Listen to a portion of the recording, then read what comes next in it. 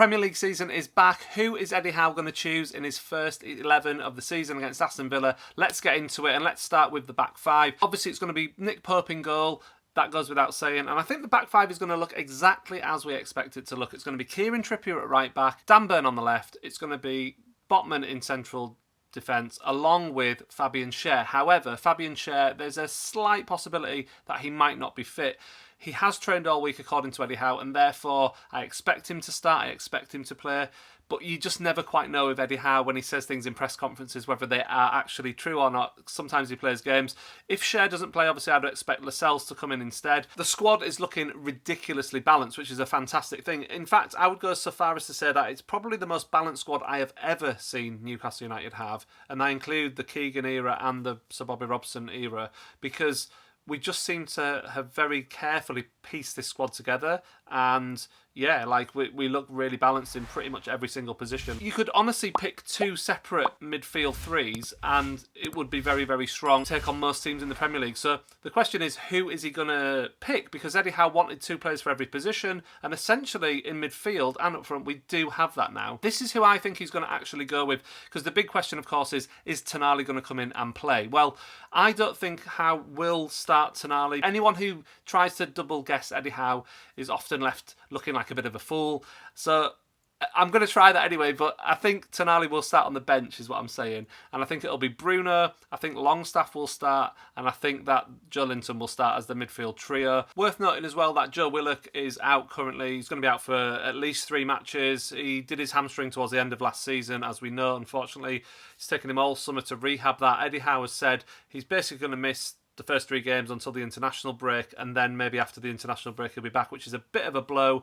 Real shame, but obviously that kind of makes Eddie Howe's options a little bit easier when picking the midfield. And that leaves the front 3 left. We've got so many players in those positions now. We've got 6 good players for 3 positions essentially. So on the left you've got Harvey Barnes and Anthony Gordon. On the right you've got Miggy and Murphy, and then up front you've got Wilson and Isak. I'll just put this out there now. I think Isak is going to play more games than Wilson this season, not just because Wilson's fitness is not always what you expect it to be. You know, he misses games due to injury, but I just think Isak is the first choice and will be the one who starts more games. I do think Wilson will have a big role for us this season, but I do think Isak will start against Villa on Saturday.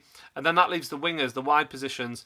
I think Anthony Gordon will get the nod over Harvey Barnes, so I think Gordon's going to be on the left. And then I think Almiron will start ahead of Murphy as well, so I think Miggy will be on the right. And that is my prediction for the team who starts against Aston Villa. We'll see how many of those 11 I get correct. But it's really exciting. Like, I'm so excited about this season. I'm recording this literally after just finishing watching the first episode of We Are Newcastle United on Amazon Prime. And I have to say I absolutely loved it. There was a section in the film all about Sean Longstaff and how he hadn't scored at home for Newcastle. And then it was just before we played the League Cup semi-final. Of course, Longstaff scored twice. That sequence of the film really made me genuinely emotional watching it. I was just thinking, this club is so special. It means so much to me and to probably you who's watching this. We really do have that hope back, that I'm reluctant to say expectation, because I'm hoping that we don't go down that road as fans of kind of expecting certain things. But this season ahead is so exciting for us.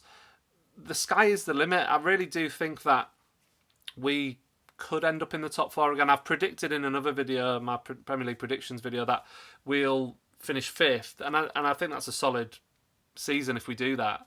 But there is a chance that if things go well for us, we could push higher and automatically qualify for the Champions League again next season, which I think is our main aim next season. I know everyone wants a cup, and if we can get a cup, I'd be over the moon. But I actually think next season, the target should be re-qualification for the Champions League, just because it will then set us up properly for years to come, because once we've got 2 years back-to-back in the Champions League, we can then build and so on. I've never been this excited for the start of a season in a long, long time, and I include last season over that, which I was really, really excited for the start of last season.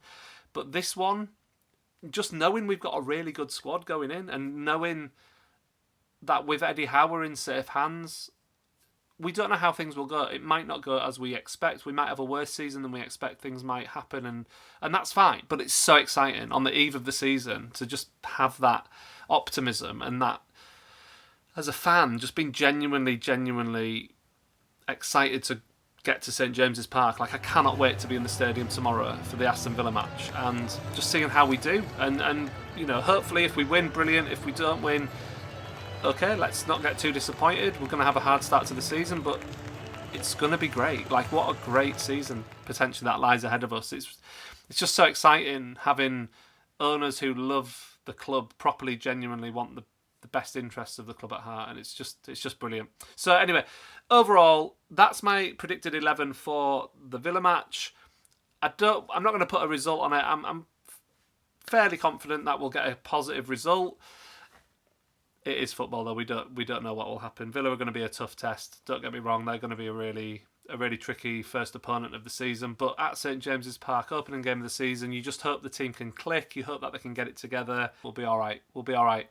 Let me know what your prediction for the match is in the comments below, and I will see you really soon for another video.